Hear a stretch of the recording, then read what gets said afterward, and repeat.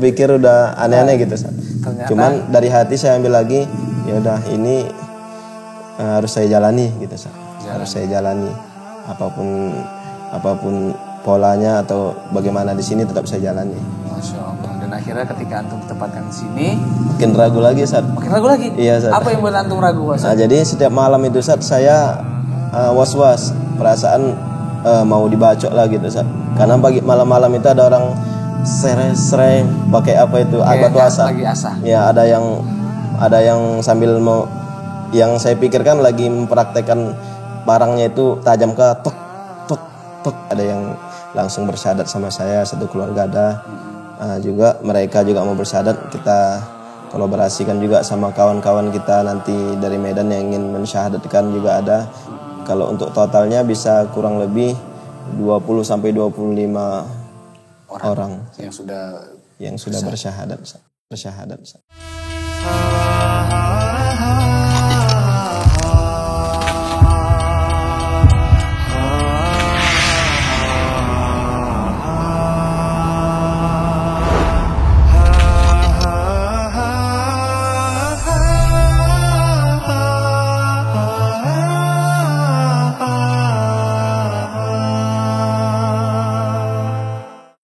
Ya alhamdulillah pemirsa, kali ini saya sudah sampai di Masjid Haramain dan bertemu dengan seorang dai, ada Ustadz Fakhrozi ya. Assalamualaikum Pak Ustadz. Waalaikumsalam warahmatullahi wabarakatuh. Sehat nih Ustadz ya? Alhamdulillah sehat. Masya Allah. Dan pemirsa, sedikit kita akan ulas ya profil dari Ustadz Fakhrozi ini.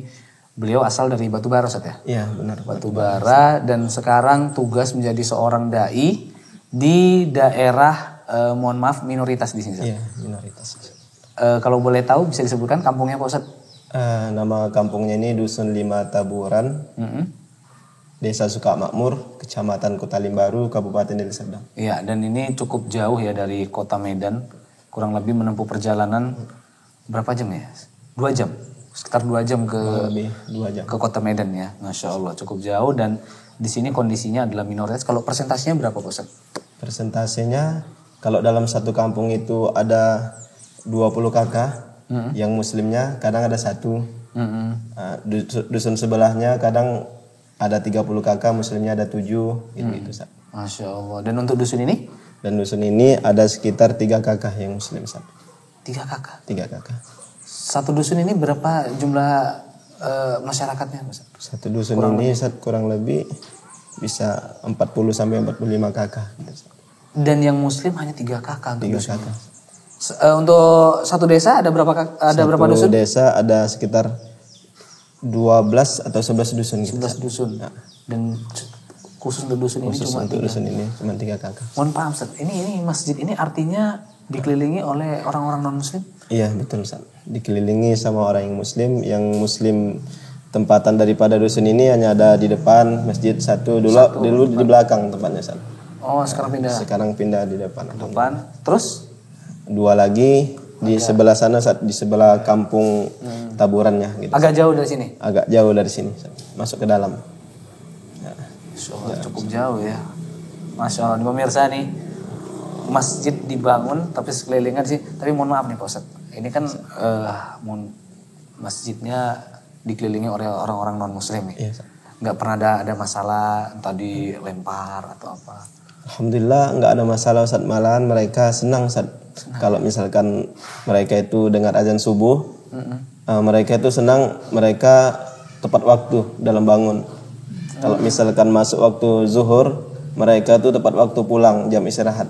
Nanti kalau masuk waktu asar, mereka tahu waktunya nyantai-nyantai. Biasanya duduk depan sambil nikmati suasana yang lumayan dingin juga sini Ustaz.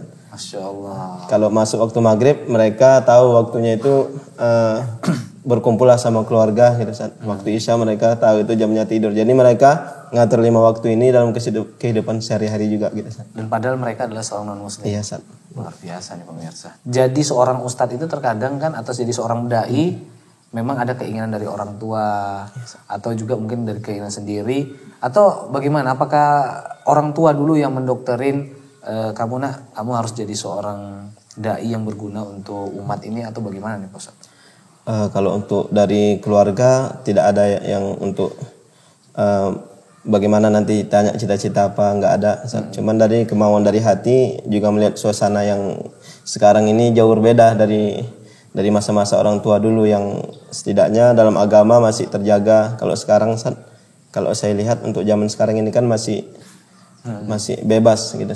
Jadi saya dari situ saya berpikir kenapa nggak manfaatkan waktu untuk belajar agama dan menyebarkannya gitu. Masya Allah. Kemudian nih Pak Ustadz, setelah antum tamat SMA, biasa ya mohon maaf nih ya, biasa kalau pemikiran anak SMA itu jarang banget ada yang kepikiran untuk menjadi seorang dai, karena mungkin pergaulannya yang mungkin ya berbeda lah dengan pergaulan pesantren gini. Nah antum sendiri kok bisa gitu, aku harus nyambung nih sekolahku nih untuk jadi seorang ustadz atau jadi seorang dai nih? Saya ketika tamat SMA di kampung saya tetap dalam hati niat untuk melanjutkan lagi di Medan. Berhubung kemarin belum pulih ya ada sekitar 6 bulan juga saya tetap di kampung. Cuman saya tetap berdakwah di kampung sebenarnya di Batubara. Saya udah keliling kampung ke pelosok-pelosok juga. Masya Allah. Dari situ saya berpikir di kampung ini guru-guru banyak, tapi masih ada juga pelosok-pelosok, bagaimana di luar gitu saya pikir. Setelah itu saya berpikir untuk ke Medan lagi. Ke Medan. Ngapain tuh ke Medan setelah itu? Saya ke Medan mencari program beasiswa gitu. Saya mencari program beasiswa. Saya lihat ada buka pendaftaran dari Mahat Ubaidah gitu. Dan akhirnya itu masuk ke... Ada program tahfiznya, saya masuk ke situ. Ke program tahfiznya atau Mahat? Program tahfiznya. Tahfiznya? Iya. Oh, jadi menamatkan 30 juz itu selama berapa tahun? Qadarullah kan setelah saya menghafal, memang saya termasuk yang sulit untuk mendapatkan untuk hafalan. Jadi saya batasi dulu sampai 19 gitu. Juz? Iya, juz sampai 19 juz. Setelah saya hafal, saya keluar dari pondok tapis yang namanya Tapis Tengku Rafiuddin gitu. Itu berapa tahun Mas? Saya 2 tahun. 2 tahun. 2 tahun 19 juz. Dan setelah keluar itu, apa tujuan antum berikutnya? Setelah keluar, niatnya memang mau dakwah gitu Qadarullah ditelepon sama pihak yayasan. Rupanya pihak yayasan juga berkolaborasi untuk membangun masjid di daerah minoritas, inilah Masjid Haramain ini. Dan dibangunlah masjid ini? Masjid ini pas saya lagi mondok, sebelum saya keluar sudah dalam proses pembangunan rupanya. Oh, artinya antum dai pertama di sini? Pas sedang mondok, rupanya sekitar 2 bulan lagi saya mau keluar. Itu kawan saya ditempatkan di sini, Oh, ada teman. Jadi saya mengetahui bahwa dalam proses belajar kami dikabarkan bahwa kawan kalian 2 orang mau saya bawa ke Kutalim Baru, Dusun 5 Taburan untuk berdakwah. Setelah mereka ditargetkan 1 bulan, mereka balik lagi mondok. Ketika itu saya keluar, saya baru ditempatkan di sini gitu, dipanggil untuk di sini gitu. Iya, otomatis kan antum sudah dapat gambaran sedikit nih tentang bagaimana kondisi di sini. Itu nggak ngeri atau apa? Yang saya dapat kondisinya air sulit karena ada sumur, cuman airnya nggak ada gitu udah digali sejauh 7 meter itu 7 meter nggak dapat air? Nggak dapat air karena batu semua gitu. Allah Akbar. Dan antum siap ketika itu? Nggak ada keraguan mau dikirim?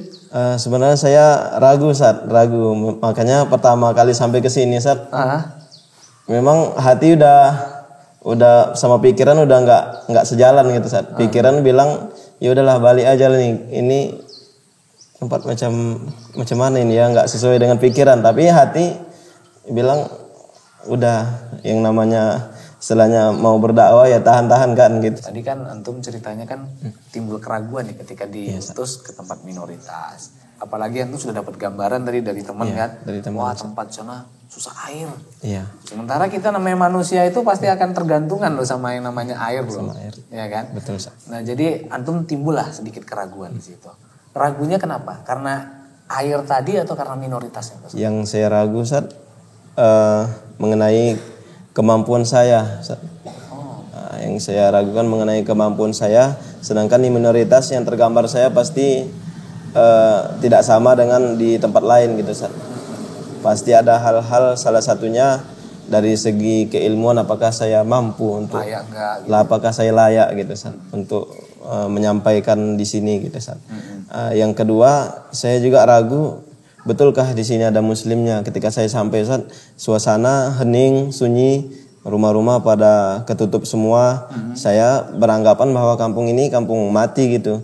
Karena saya datang pagi, jadi orang-orang saya lihat kok nggak ada orang gitu. Ini saya mau dibuang kah atau apa ini gitu.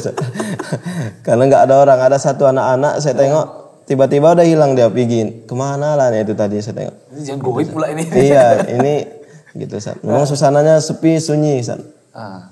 Namun di perjalanan ke sini beda kondisinya saat di perjalanan dari Simpang Tuntungan mau ke sini itu hujannya deras sekali sampai tidak kelihatan itu jalan saking lebatnya.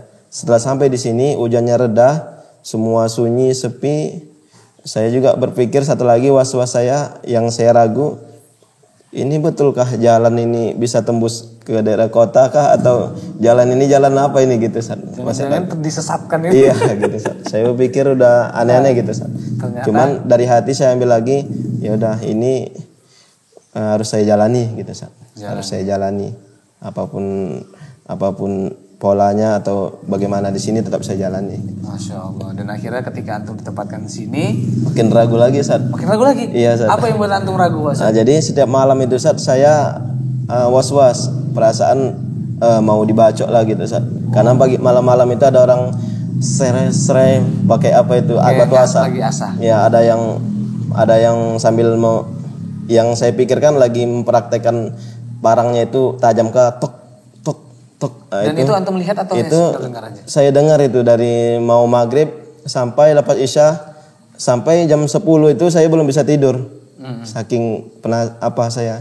Aduh kayak mana aku ini, karena tidurnya masih di sini dan di samping itu di samping ada kamar. Oh berarti rumah ini belum dibangun? Rumah ini udah dibangun, mau dikasihkan sama jamaah tempatan gitu, Muslim.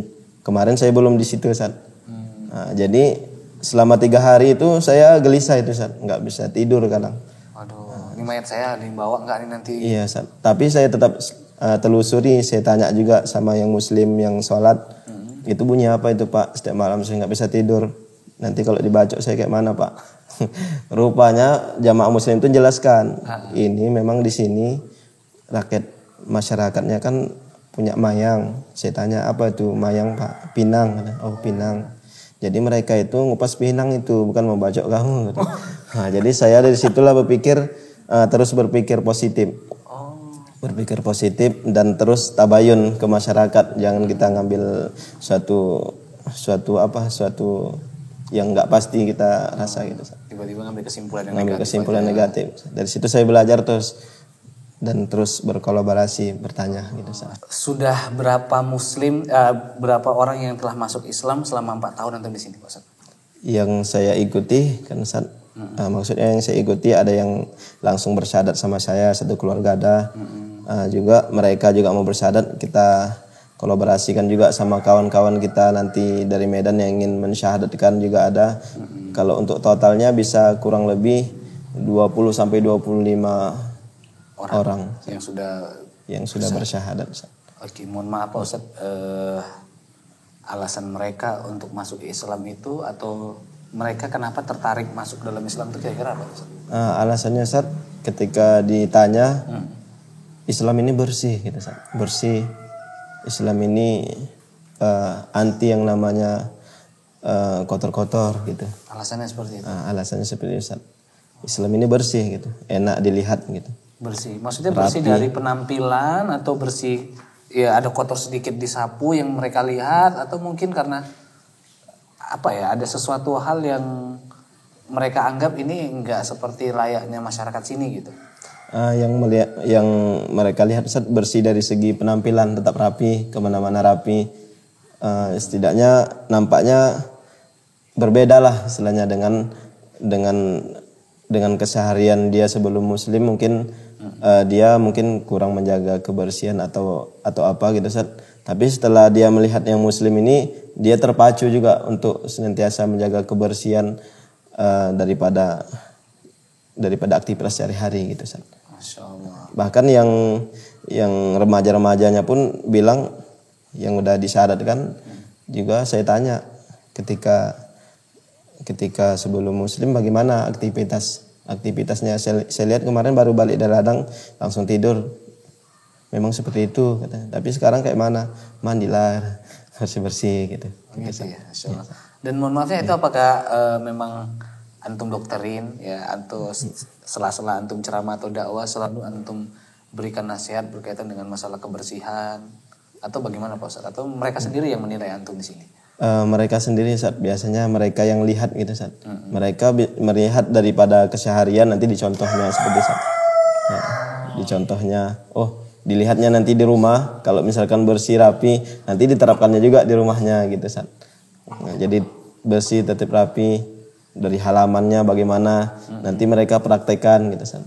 Artinya kebanyakan mereka tertarik dari kedua kita lah. Iya. Kita bagaimana mencontohkan, Iya. begitulah mereka tertarik. Begitulah mereka tertarik Ustaz. Bukan hanya sekedar kita ngajak, ayo masuk Islam, ayo nggak dari lisan saja. Tetap dari lisan tetap Ustaz, tapi mereka lebih melihat keseharian gitu. Keseharian. Bagaimana berkolaborasi, menjaga kebersihan tadilah terutama. Masya Allah. Oke Pak Ustadz, selain antum pernah merasa terancam karena dengar suara orang lagi mengasah pisau, parang. Kalau yang realitanya bagaimana Pak Ustadz? Apakah memang pernah antum dapat ancaman? Ya namanya juga orang mengajak orang dalam kebaikan, orang masuk Islam, sementara keluarganya masih non-Muslim. Pasti kayaknya ada gesekan minimal di antara keluarga itu. Apakah pernah sampai ancaman tersebut sama antum? Kalau yang sudah saya jalani kan Ustaz, untuk yang Muslim sudah pasti baik ya Ustaz ya. Beradaptasi juga baik dengan kita. Tapi non Muslimnya yang saya kaget di sini Ustaz, di Muslim di daerah Kutalim Baru ini, terkhususnya Sukamakmur ini, mereka yang non Muslim itu luar biasa juga baiknya Ustaz. Bahkan ketika kita silaturahmi ke mereka, ada satu tempat yang saya silaturahmi, setiap pulang minimal pasti dikasihnya saya itu 10 telur bebek, sama susu, sama gula, sama teh. Setiap saya silaturahmi ke situ, saya itu pasti dibontoti seperti itu. Terakhir saya tanya, Pak, apa nggak rugi nanti jualan Bapak nih? Dibilangnya, udah, inilah kami memang seperti ini. Rupanya memang seperti itu. Terakhir saya yang agak segan sedikit lah gitu Ustaz. Nah, disiapkannya memang Ustaz, susu. Untuk apa ini sebenarnya Pak? Ya untuk pudingmu katanya. Masya Allah. Bahkan mereka juga mengetahui ketika dakwah itu kan butuh puding juga itu Ustaz. Iya. Sempat nanti kayak kameramen kita yang kurang gizi mana tadi ya? Kurang puding. Kurang puding. Berbaringnya juga dengan yang Muslim yang luar biasa juga Ustaz. Salah satunya ada namanya Kak Mega. Jadi Kak Mega itu Ustaz, daripada Kak Mega Sinulinga itu, dia mempunyai inisiatif yang saya di luar nalar saya. Dia punya inisiatif setiap malam Jumat, hari Jumat, malam Sabtu itu ada mobil yang jualan ini jualan sayur-sayuran. Itu dia itu berkomitmen untuk membelikan saya teri, terong, apa semua makanan. Bahkan dia tahu kesukaan orang Melayu itu apa. Terong besar. Teri, cabai semua, karena kan orang Melayu suka nyambal juga Ustaz. Dibelikan itu khusus untuk saya setiap malam Jumat. Masya Allah. Gitu, Ustaz. Kalau saya silaturahmi ke yang non Muslim, setiap pulang saya dikasih gitu. Tapi kalau yang Muslim ada komitmen tertentu dia luar biasa gitu. Luar biasa. Sampai yang non Muslim pun tetap baik sama kita. Baik kali. Karena mungkin perilaku kita juga baik sama mereka. Ya, Masya Allah luar biasa nih. Ini juga jadi cerita ini juga jadi motivasi buat kita. Jangan takut, jangan berpikiran negatif dulu kalau mau dikirim ke mana. Ini khusus untuk para calon-calon dai ini. Betul, contoh dai yang alhamdulillah